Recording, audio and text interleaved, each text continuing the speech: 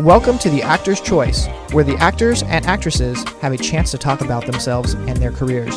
Join us now for the next hour as we explore the marvelous industry of acting by actors and actresses from today's exciting show business world. And now, direct from Hollywood, here's your host, Ron Brewington. Hi everybody, I'm Ron Brewington and welcome to The Actor's Choice, brought to you by Photography is an Art, Harvey Brandman, Master Photographer, located at 1307 North San Fernando Boulevard in Burbank, California. And attorney Ron Irwin's 5150, the book, it's the story of young Irvin serving 13 months in South Vietnam as a Marine. And author Larry Buford's book to the future, Time Travel, Message in a Capsule, now available in paperback for only $17.95. And State Farm agent Carla Green, who says, and like a good neighbor, State Farm is there. Roll video.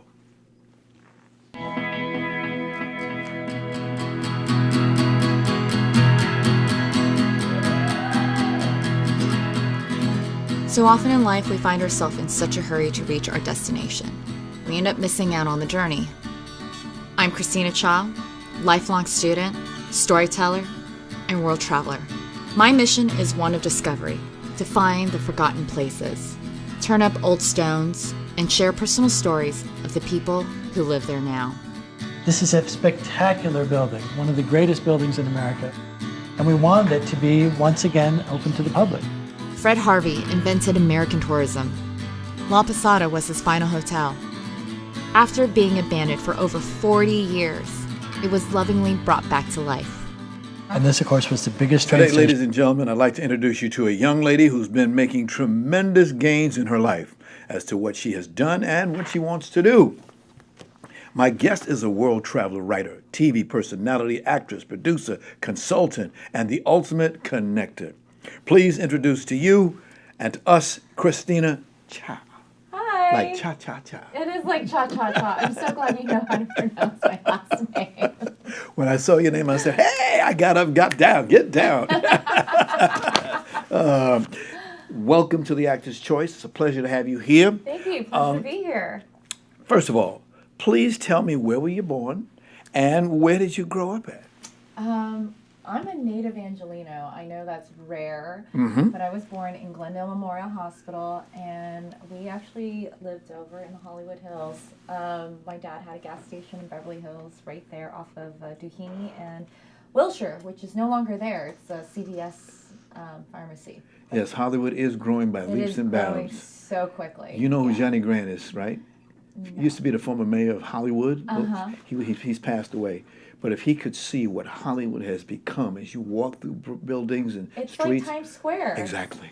It's like a whole nother place. exactly. It's like Times Square's. Exactly. I can see from your bio that you have always had vision and made it happen. Oh, thank you. You would do what, 2 jobs at a time? Tell us about that. You were working. Yeah, I think it comes from my upbringing and everything. Just, immigrant parents work hard. From where? Both my parents are Korean. Korean, okay. So I am So you're Korean American. second generation? I'm considered the 2.5 generation. Oh, 2.5. That's Yeah, new. I never heard that one. The people who are actually here, who are mostly Asian immigrants Yes. and other parts of the world, Middle Eastern and such, they understand the 0.5. So what the 0.5 means is that your parents came here when they were kids. Right. So they were the 0.5 generation. Their parents were adults. Right. My mom was like 9. My dad was like 12 when he came to the U.S. They met in college. They fell in love. I was the love child. And then here I am, the 2.5 Korean American. Excellent. Just learned something. Yeah, Okay. 2.5. Okay. Interesting. You went to school? Got a bachelor's degree at what college? I went to Cal State Fullerton. Cal State Fullerton, yes. Yeah, go Titans. Yeah. We're known for our broadcast journalism and then marketing and business. So yeah. Okay. It's, I thought it was a good school, a good bachelor's arts school. Mark Cherry went there, who There's a picture of it right there on the captions. Yeah. Mark Cherry, who created Desperate Housewives. Kevin Costner also went to Cal State Fullerton, and also Gwen Stefani. So I like to always shout out the famous people who went to my alma mater. Yes. So, Can I add one more to that number? Yeah. Christina Cha. Oh, you almost messed up. I was a tag, yeah. You're another one of those famous people that went to that school. Indeed. Yep, I will be. I will Indeed. be. Yeah. Indeed. Okay. Now, again, between working and going to school, you got your bachelor's degree, and your subject matter was? I started off in journalism, and I had an internship that I will not say that didn't go very well. I had a lot of opinions, and they didn't like my What they say about opinions. opinions, like armpits, everybody's got My them. opinions were like, the graphics are terrible. Why are we telling stories this way? I didn't really understand that was the part of the storytelling that I wanted to tell, because I wasn't really excited about that time of era news broadcast narrative. It wasn't what I thought was exciting. It wasn't something that I thought was, and I hate to say it, I was right. I knew that there was something that was pivotal. There was things changing in that part of the world. And because I was so scared of making that leap, because I got shut down so young, I decided to go into advertising. So I got my other internship at MTV, where I did communication planning. I was the intern where I put Lindsay Lohan, God, that's how old I am, guys, for Mean Girls in front of the LA Times and the New York Times. I was the only intern that put her on there on the cover. But if people who've been in the industry, they look at you like a little squirt, and they're just like, and you ask for a job, and they're like, well, there isn't any room here. And I'm like, whatever, it's fine. I'm gonna keep on trucking. And then I landed into advertising, and then got into sales. Mm-hmm. So yeah, always been climbing up the corporate ladder, and then the corporate ladder led into me feeling a little sad about suppressing the creativity side that I've always longed for and always felt like that's part of my nature in it. I didn't realize when I was in my corporate jobs and my sales career, a lot of the clients that I was bringing on, that's what I was doing, was continuing on the creative narrative throughout the process. Mm-hmm. So, and I think what really kind of like hit it, they always say you have a breakthrough when you have your breakdown. Hey, that rhymes. Yeah, it's funny.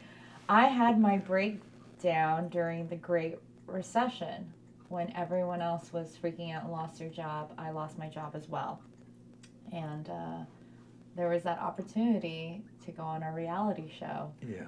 And I saw the casting call for it, and then I was at that point like, well, life is short. It's either I do it or I go find another job. Mm-hmm. And luckily I've just been so blessed with amazing friends, and my friends were just like, do it. You'd be so great at it. Right. Just quit that chatter. Who cares? You can always get a job. You're hireable. Everyone lost their job at this moment. Mm-hmm. Don't take it personal, which I did. I took that personal. Like, I took a lot of things personal, and then I just did it. Right. Nothing's permanent in this town. Nothing. No, it's not. No. Yeah. Right. Yeah. Even if you own a business, it's still not permanent. Yeah. Yeah.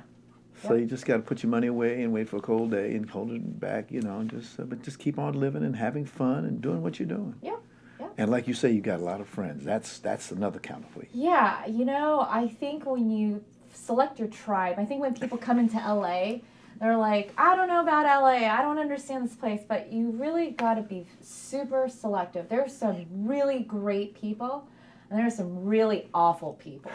I'm sorry to say, there are some really in Hollywood? there's some sad people, some sad, toxic people, and they mask themselves as like, they're great, they're wonderful, they're spiritual, they're highly. Right. It's a racket. Right. Guys. Choose your friends. You can't choose your acquaintances. Watch their actions. Watch their actions, right. Watch their actions. Don't listen to what they say. Right. Watch their actions. Right. Exactly. You're learning. Write a book about that, because a lot of people at about your age, they need to know that they make foolish mistakes. That's why we have these sex scandals going on in Hollywood. Oh, yeah. And all these People other are things. talkers. Oh, yeah. Talk. I did this. I did that. Right. That's great. Where is it? Prove it. Thank you. That's where I'm at. I'm Right. like, prove it. That's great you wanted to do that. Mm-hmm. Let's see it. Right. Oh, you didn't do it because you talked about it? Well, you're just like everybody else. Sorry. Tell them what it's, Christina. Tell them about it. Education obviously means a lot to you, obviously. Yes. I think that's ingrained by immigrant parents. But I actually personally believe that education, everyone needs, look, I don't know everything. I'm still learning. I've just completed my master's degree at the Congratulations. AFI. Thank you. Yes. That was a Now go get that hard. PhD. That's next. No, I don't know about that. Pile high and I deeper. don't need to be a doctor. In what? In cinema? Could be. Maybe I'll be a director. Dr. Cha. Dr. Cha. Calling Dr. That'd be Cha. cool. That'd be cool. That'd be cool.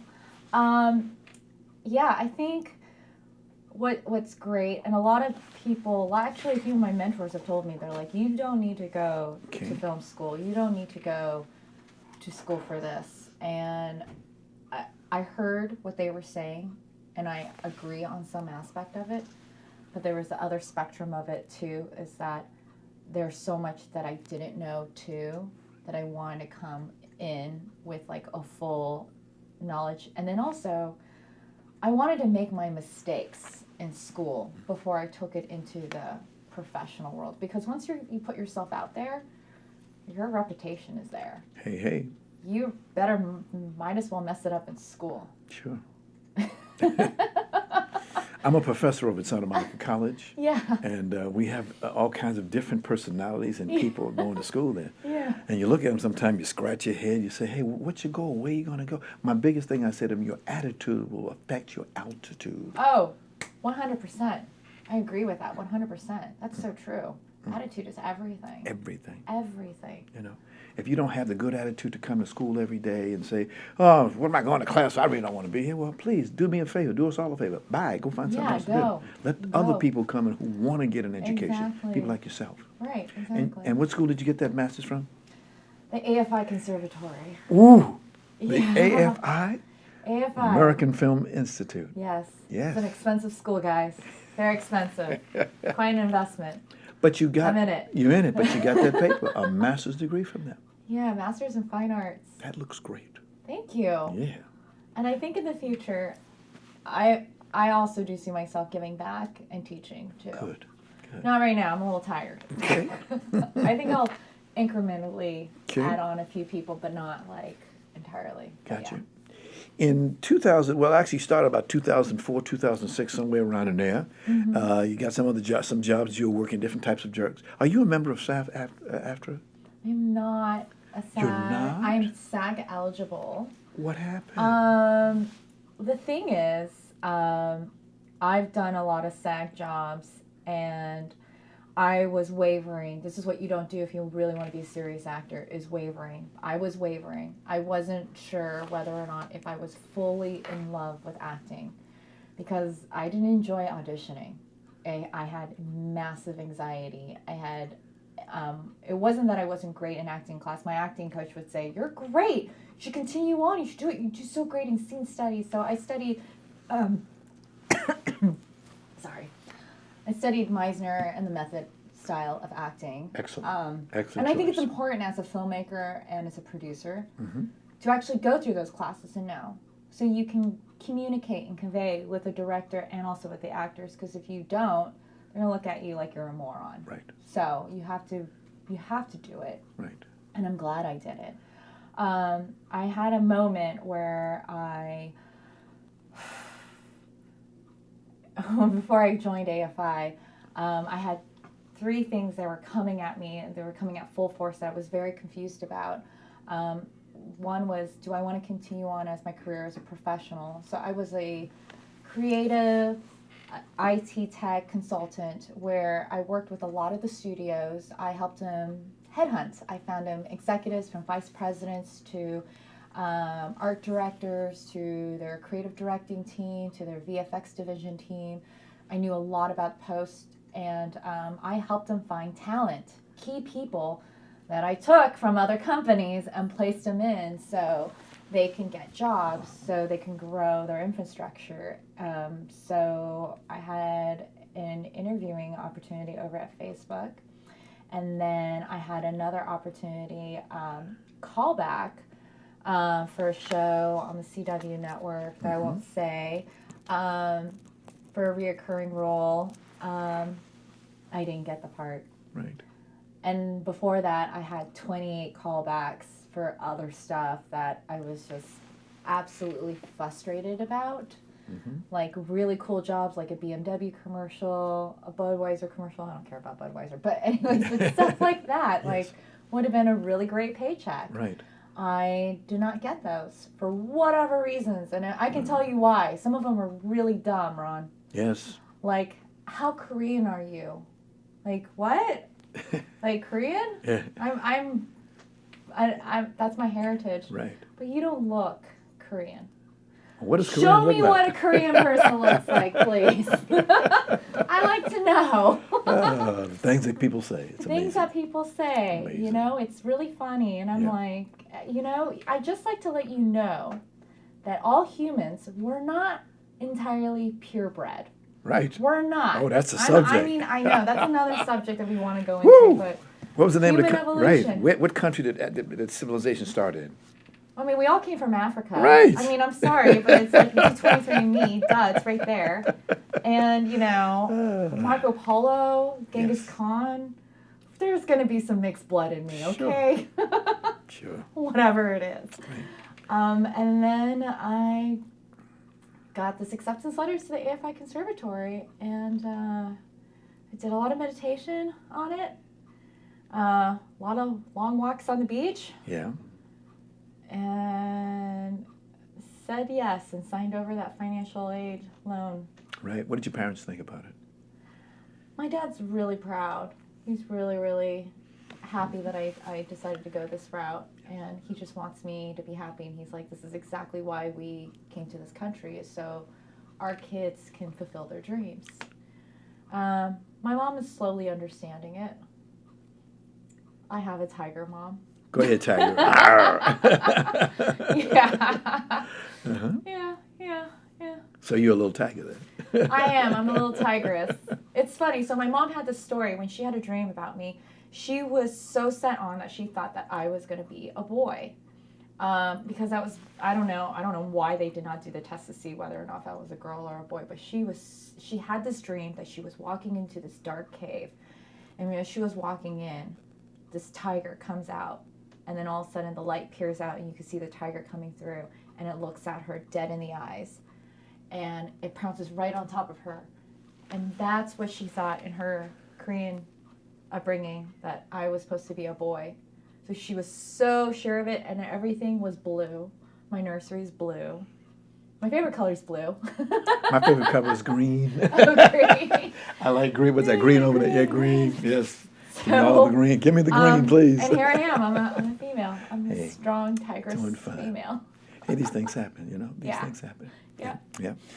You were talking about when you were going through your acting training. Yeah. Did you do any stage work? What do you mean a stage? Got up on a work? stage and did a live theater?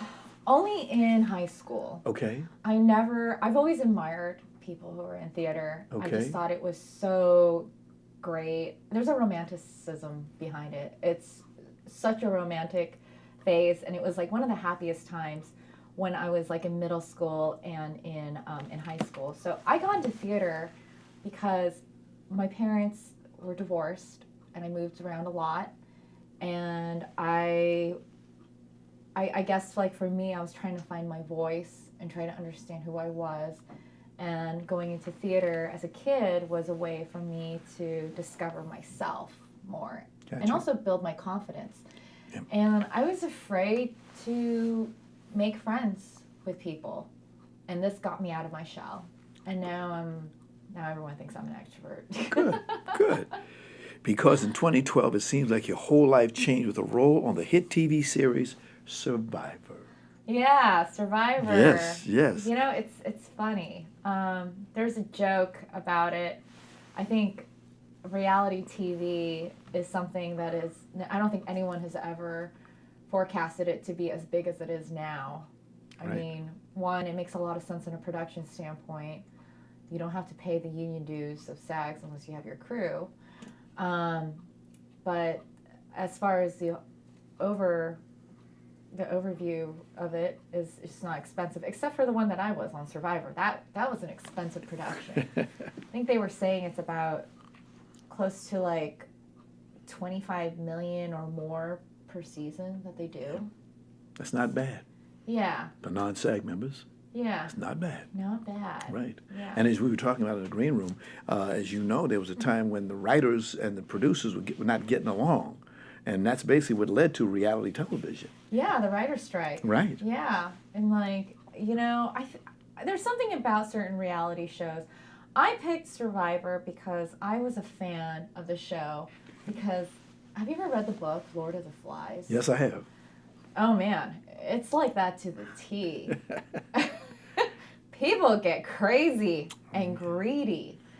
And it was a very interesting time in my life because I was searching. I lost my job, and you know, when I was younger, I was kind of a badass. Can I say badass? You just did. Okay, I was kind of a badass in my Tony, 20s. can you erase that from the script? Okay. I had a big ego. I was very. Who doesn't? But I was like killing it for like in my 20s. I was making over $150K for a 26-year-old. That's a lot of money for a 26-year-old girl. You know, I was in sales. I was really good at talking to people. I was really great at networking. And then when the recession happened, it was something that I did not see for myself. I didn't save any money, Ron. I spent it all like a crazy girl, and my mom was like, "I told you so." Oh yes, the finger. And that's where I have to say she was right. But you didn't know. That's how you learn. I didn't know. That's how you learn. Right. You know, but let me tell you, it was so much fun flying first class. Wasn't to, it though? like, places. Champagne, living so much large. fun. So glad I did it in my 20s. Now I know. So I got into Survivor. Yes. It was a casting call. I just recently lost my job. I was a pharmaceutical rep, probably one of the worst jobs I've ever had in my life. I took that job because I was so desperate. There was no jobs available out there, and I was smart enough to get into pharmaceuticals. Number one industry in America, pharmaceuticals. Pharmaceuticals. Yes. And not only that, I was selling opiates. Oh.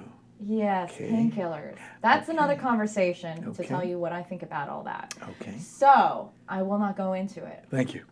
Um, The cops will come busting through the door. Yeah, and then no one will see me and I'll become a missing person. Yes. And whatever.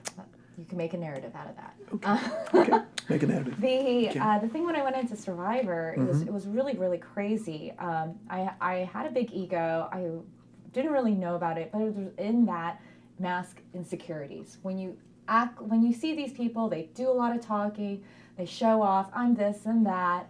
And it was because like I had a great sales career, and at the time I was lying to myself that I wanted to be in creative. So I was moonlighting as a travel hospitality writer for Millionaire Magazine, where I was going to all these cool places in Hollywood and traveling to London and like being treated to go all these like 5-star restaurants. So much fun. I ate so many great foods and met some really cool people. But in it, I was starting to see my life unfold, and I was like surrounding myself with people that I didn't really respect and really understand or appreciate. And but I didn't understand it because I was so young, and I was also very confused. You know, the upbringing of like my parents and stuff, and what I was told what was important. So this whole idea of money was like in my head, like this is important, this is stability, this is your title, blah, blah, blah. And when the Great Recession happened, everything fell apart. I lost my job, I was broke. And I was feeling so down and out. I've never taken unemployment in my life. It was the first time I've ever took unemployment. Huge humbling experience, huge humbling experience. And then I was like, I took a break of like not even doing anything because I was so sad. I mean, that, you know, this is something that people are always ashamed to talk about. I was ashamed to talk about my depression. I went through a depression state. Mm-hmm. At least you didn't do nothing dumb like, for you didn't do no, nothing dumb. for about for a month of right. like, I mean, there was a point like I was 2 weeks on my couch. I've never shared this actually with anyone. I've just now, because I'm grown up and I'm mature, so I think I am. I couldn't leave off my couch, and I was crying the whole time. And thank God I had my dad and my stepmom who were so supportive, and they were like, "You will get yourself out of this. We love you. You have it in you. You just feel like you've been defeated. But you are not defeated. This is just a new reincarnation of you, of what you're going to come to. This is a very long story of how I got into Survivor. You can make a book, the title I know, would this is be a 2 very Weeks on long the Couch.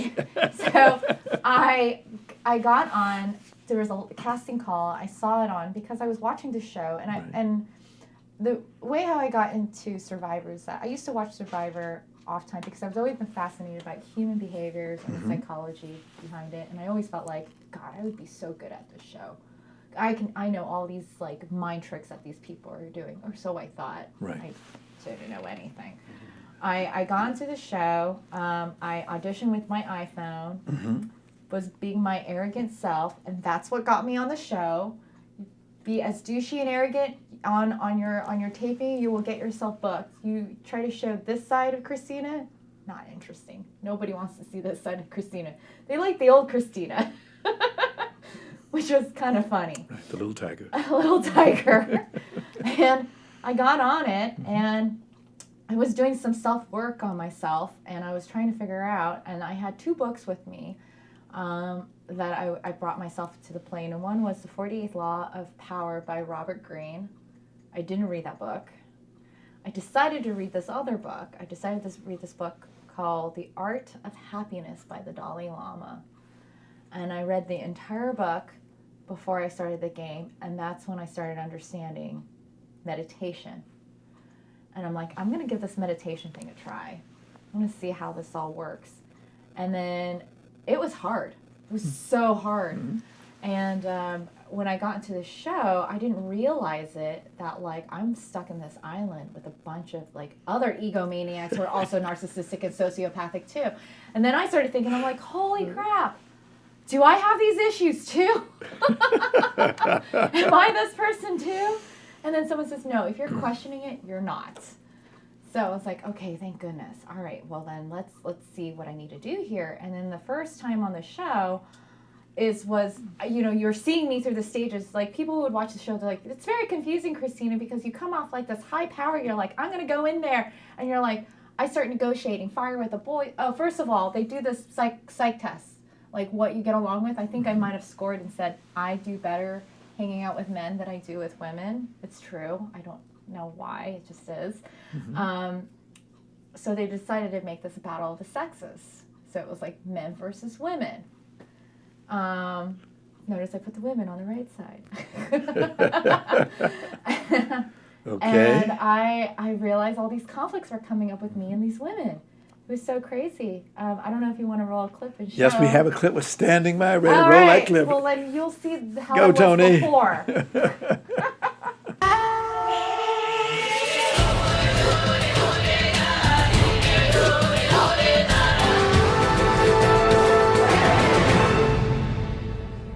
Last night we went over and tried to steal a hamburger.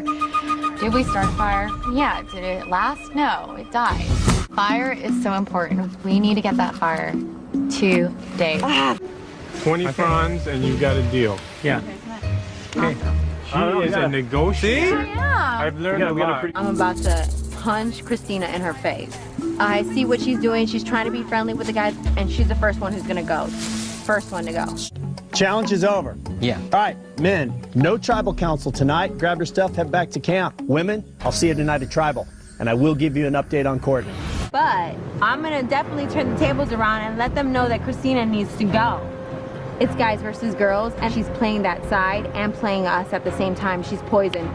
We went over to the guys and I said, look, is there anything that we can do that we can work with where you can help us with the fire? Because we need it today. Can I interrupt? Oh, What happened? my goodness. Like you said, on an island with a bunch of narcissistic people. It was crazy. Yeah, it was crazy, but make a lot of money. I didn't win $1 million. Wow. Wow. Tell you what, we got to take a break, and a short one, and you got to pay the bills. Okay. And when we come back, we're going to talk some more about Christina Cha. Okay? The studios of Harvey Brand Photography as an artist, proud to offer you a $100 discount off any photo package valued at $300 or more. Harvey has been in the business for nearly a quarter of a century, and he certainly knows how to take care of his customers. So please, give him a call today at 818-954-9294. That's 818-954-9294. 954-9294. You'll be glad you did. And by the way, please tell Harvey that you heard about his offer right here on the Actor's Choice. 5150 the book is the latest release from author and attorney Ron Irwin. As a young Marine, Irwin spent 13 months in Chu Lai, Republic of Vietnam. His experience where nearly 3 million Americans went to war was, as he puts it, 5150. The book is currently available in paperback at lulu.com. That's lulu.com. And Irwin says he'll give 20% of net book sales split evenly between the veterans of foreign wars and Vietnam veterans of America.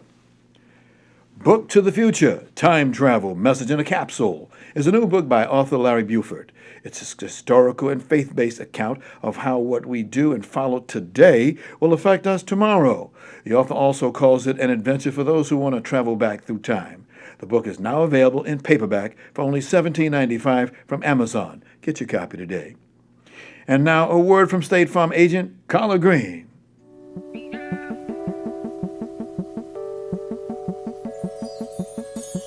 Let me ask you something. What do you see when you look at your home and your car? Do you see a bundle? A combo deal? That's how other insurance companies see them. But a State Farm agent sees so much more. Because the State Farm agent sees your home and your car as more than just 4 walls and 4 wheels. They see the things you've worked really hard for. So why not give them the protection they deserve? Let me help you with that. Give me a call. State Farm agent Carla Green, 213-239-9675. I look forward to speaking with you.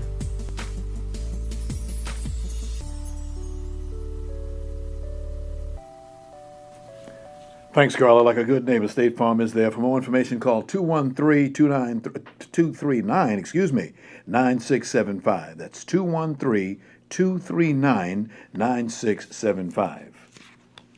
Cosman Russell Productions proudly presents a live-action stage reading of his new 3-act play, Labor of Love. The event will take place on Saturday, November 10th at 4 p.m. at the Barbara Morrison Performing Arts Center, located at 4305 Degnan Avenue, right here in Los Angeles. Tickets are $15 in advance and $20 at the door. There's unlimited seating that you don't want to miss, so please get your tickets today. And you notice on that picture there, you see that there's a handsome young man in there called Ron Brewington. He's a narrator on there. Just want to throw that in there, okay? 3 couples, 3 love stories, and 3 decisions. That's Labor of Love, directed by Kenneth Sky. This romantic comedy is just for you. Labor of Love. Please get your tickets today. Shelley Fisher, the Hebrew hillbilly, returns to the stage again with her award-winning play. It's the longest-running solo musical play in the United States of America. Fisher will keep you laughing from beginning to end. The play will be held on Sunday, November 18th at 6:30 p.m. at the Santa Monica Playhouse at 1211 4th Street in Santa Monica. Tickets go for $39.99 and they're available through Brown Paper Tickets. For more information, please call 800-838-3006. That's 800-838-3006. Enjoy 50 Shades of Ivy. Okay, last but not least, I want to let you know that we like to have you come on the show and do some things for us, but you can always come to us with some commercials like you just saw. Call the number, it's 323-533-1036. That's 323-533-1036. Okay, this is the Actor's Choice. My guest today is Christina Cha, actress, world traveler, gets around, a little tiger, does all kinds of stuff. Glad to have you here. Filmmaker. Hey, filmmaker. Forgot Yes. about that, right? Yeah. Wow, what a legacy. Gee, Thank you. I like that word. Wow, what legacy? Yes, you're going to have it. I will. Yes, I will. Yes, ma'am. 2017, you had a couple of movies out. MFA was one of them. Let's see. In 2017, you were the producer or associate producer on 3 projects, a short film, a video short, and a documentary. Yep. I like docs. They're a lot of fun to do. Yeah, documentary filmmaking is very hard. Tell us about it. I'd rather not. Okay, next I'd subject. rather not.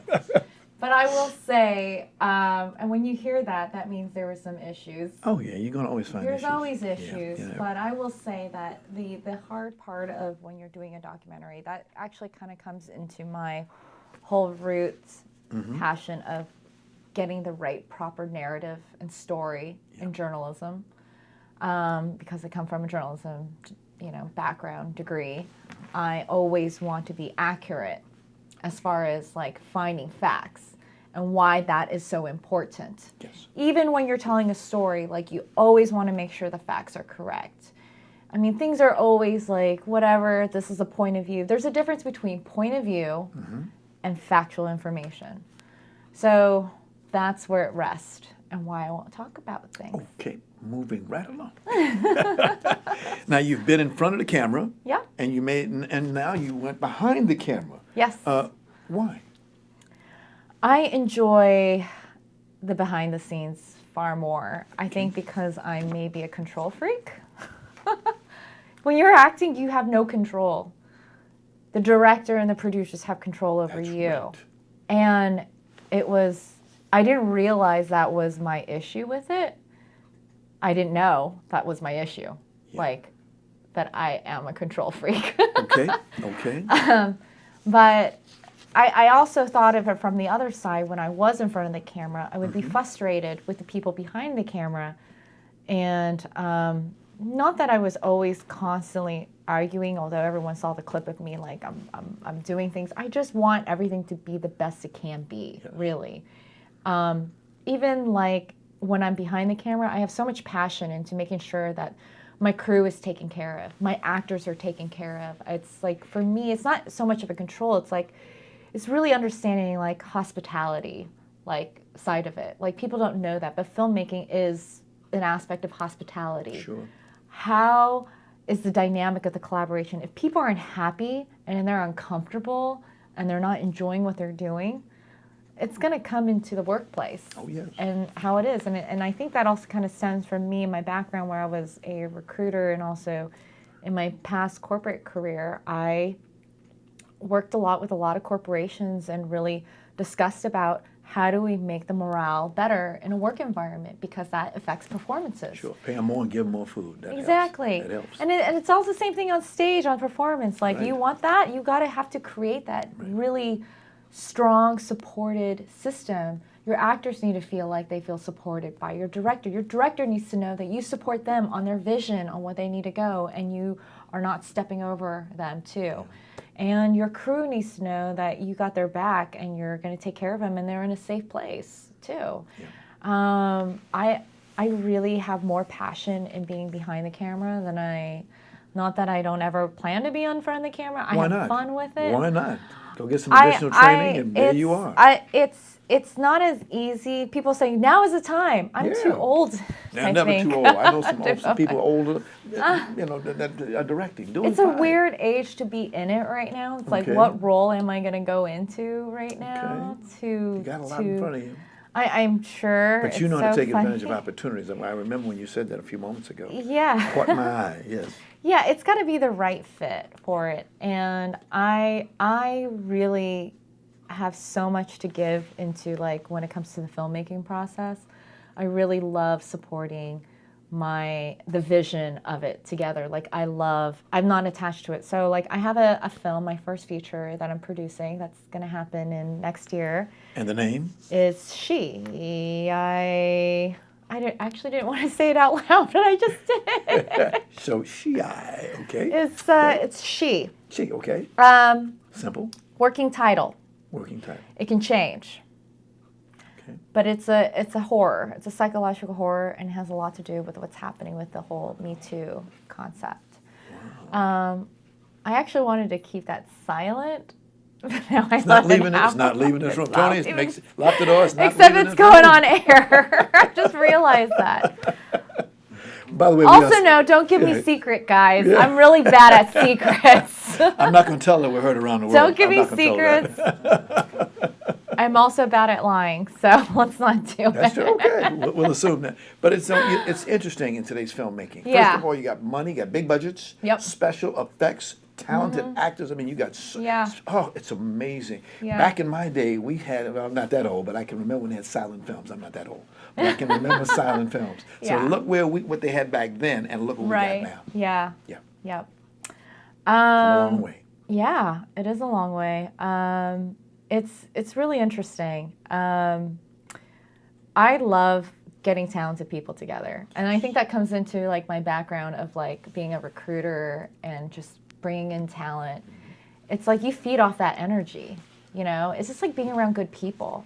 You feed off their energy. When you're around bad people, you also feed off of that energy too, and they take you down. So you just got to get rid of them and then get the good ones and then just cultivate and make a family. Interesting. A movie family. Interesting. What's your biggest goal in this business? Do I want to share that out? It's up to you. I mean, I like to keep that internally. Okay, next question. Only because people will be so scared. Okay. Maybe. Okay. Would they? No, not really. Not really? No. Life is so many facets of life out there. Like I said, I'm a school teacher. When I stand in front of students, you never know. You know, sometimes I tell them, I said, what's the worst thing that can ever happen? Here I'm standing in a classroom teaching, and somebody walks through the door with a gun. What am I going to do? Oh, yeah. What am I going to do? Good point. Good point. Look, Ron's teaching me, guys. Hey, you know? I want to be a filmmaker. Okay. I want to be a filmmaker. I want to make great films that really make an impact. I want to create stories that inspire people. Is what I really want to do. Good. Get one of those Academy Awards. Exactly. And other awards. Because that's one of the questions a Goldie, an Emmy, an Oscar. Yes. Why not? Because, as you know, there are, as an Asian actors, the image. Tell us about your feeling about the image of Asians in Hollywood. Oh, I think they're working on it. Okay. They're definitely trying to work on it. You know, people are like, "What do you think about Crazy Rich Asians?" Yes, that's one of my next questions. I don't know how I feel about Crazy Rich Asian. I think it's great that it's out there. Is it a film like The Joy Luck Club? No way in comparison. I still put Joy Luck Club as one of the top films of like the first ever Asian American film, cinema drama. The acting is superb. The cast is superb. Everything across board is great. Crazy Rich Asian is a great, fun cinema popcorn movie. And I think it's great success of like how it turned out to be. And I'm so happy for my community for that. I think, if anything, it definitely has broken the ceiling as far as what's out there. I think what we need to see, though, what's really frustrating as me as a producer, seeing it from the other side of it, it's going to be really tough to have still entirely like a full Asian cast. I think they are going to definitely be much more sensitive and try to integrate more Asians into the cast and more ethnicities in there. But there's a struggle that we see called, I mean, I know foreign sales is a dying beast, but a lot of times people still want to see the big movie stars that's out there. And sadly, the big movie stars are not Asian Americans. They're either African American blacks or whites. Mm-hmm. There's not even a Latino like big movie star. So the Latinos and the Asians and the Indians, well, actually, Indians are actually a little bit above us. They're getting more than we are, but that's the only thing that we really are seeing. Really, I think it's going to still take a while for it, because it's not going to happen across board, because this is a business, and I understand that for sure. Yes. Show business. Exactly. We're going to see more black people in movie than we're going to see Asian people in movie. That's the truth. Right. I know that. And we're going to see probably a little bit more Latino movies than we are going to see Asian movies, unless we see Asian movies that are coming from Korea or China or that side of it. Maybe that will probably come up more. Right. But as far as like Asian American film, I would love that, but I just don't know. Right. But I support it. We have different organizations in this business that they take their time doing things, and some you have to wait your so-called wait your turn. Right. And it happened to African Americans, happened to a lot of people. Right. I'm watching Nigerians come into the business now. I'm watching British actors come into the business. There's a new thing that's happening in Africa as far as like content and bringing it over into it. It's just it's amazing. In fact, there's a lot of great tax credit breaks too. Because they're so limited on their content. And the thing is, I think what people need to understand when they're looking at it, they're like, oh, we're here to entertain. We also should look at content and narrative as a form of, this is a way that we can also educate people too, Yes. and give examples through the narrative story Right. too. How do we make our narrative smarter in showing diversity in this world too? Like, how do we do that? And we need to actually show it in different countries. It's like, yeah, like for example, if we're in Asia, we should implement different diversity in that country to have them understand, because we're no longer segmented in different parts. Right. We're a global economy. Right. That's just how we are, and we should think of our content in a very much more globalized community and have diversity into it. Not just because, a great example would be one of my cinematographers. She's South African. She was explaining about the South African culture and stuff, and I was completely ignorant about how there was so much racism over there. Oh, yeah. I had no idea. I was like, but you guys are in South Africa. I don't get it. And they're like, no, it's huge. I'm like, that is so bizarre. That's so crazy. So it's so backward. I don't understand. Like, why would it be like that? They're like, I don't know. It just is. I'm like, well, why can't they have two different types of TV stations. Right. I'm like, that's crazy. Right. You would never think of that in a country. But I guess that's how it is. But that's just me being an ignorant American in it. Right. But then we also have that in America too. We have different channels. We have networks focused on different countries. And I get it. We're all immigrants. Right. We all come here and stuff. But wouldn't it be cool if we can start integrating and start mixing would it, be. and we start understanding each other's culture and not be so oblivious to it? At the front end of the business, I find it very interesting. There are thousands of scripts that are submitted every year. Only 1,500 make it to the screen. That's a lot 1,500. of control. It's a lot of Stars. control. Yeah. Yeah, it's a business. It's a business. People control what It's a we see, business. particularly in the media. Media is Yeah. powerful. Yeah. You know, our president keeps talking about fake news and stuff like that. Hey, that's the power of the media. It's not him, but he's just saying that because he don't like Well, the the power of stories that, and then not only that, the audience do have a voice. Yes, we do. Just like also everyone else. I mean, this election, people are like talking about, I mean, I just segued into politics, but people are like, oh, why would it matter? It's just one vote. Yeah, it does matter. Every little count matters, just like you as an audience. Every little voice of what you want to see. If you're telling Hollywood, I'm tired of these superhero movies, I actually like them. I do go watch them, but because that's what I want to see in a big screen too. But I also enjoy my indie art fest films too. You know, I enjoy those complex characters. Sure.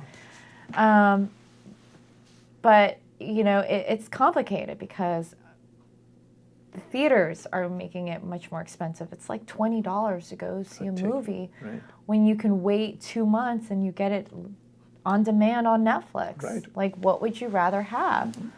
You're like, I bought this big 60-inch screen TV from Costco. My couch is comfortable. Traffic is horrible. And it's right there on Netflix. Why do I need to go to a movie theater? Goodness. Goodness. We're getting running short on time. I want to definitely talk about the technology is on my mind about back in the days where you had one camera. Now everybody's got cameras, you know. So Everyone's got cameras. Right. They got Everybody's this writing scripts. iPhone. They're all writing scripts. Right. I think it's great. I think Yes. it's innovative. I think it's so wonderful. And it's also frustrating too. I mean, I think I'm much more frustrated on some parts of this digital media, social media, YouTuber generation a little bit. Some are great content, and some of them are just like, how is this going on and on? Is this the kind of world I don't want to give up on humanity, but this is really sad. Right. But Got time for my favorite question? what? How do you want to be remembered? How do I want to be remembered? I think I want to be remembered about maybe as a woman who really care about making great work. I want to be remembered as a woman who really cares about making great work and sharing it to the people and understand that there was love and passion put onto that. Wow. I wish we had more time, but you got to come back again. Definitely, you have to come back fine. again. Yeah. Special thanks to our sponsors: Harvey Brandman Photography is an Art, Ron Irwin's 5150 The Book, Larry Buford's Book to the Future, Time Travel, Message in a Capsule, and State Farm agent Carl Green. Much thanks to our guest today. Thank you so much for coming Thank again. you. Do come back again, Yeah, please. so much fun. Please. Yeah. And for our ever-growing fans, we sincerely thank you. We will see you the next time. Thank you.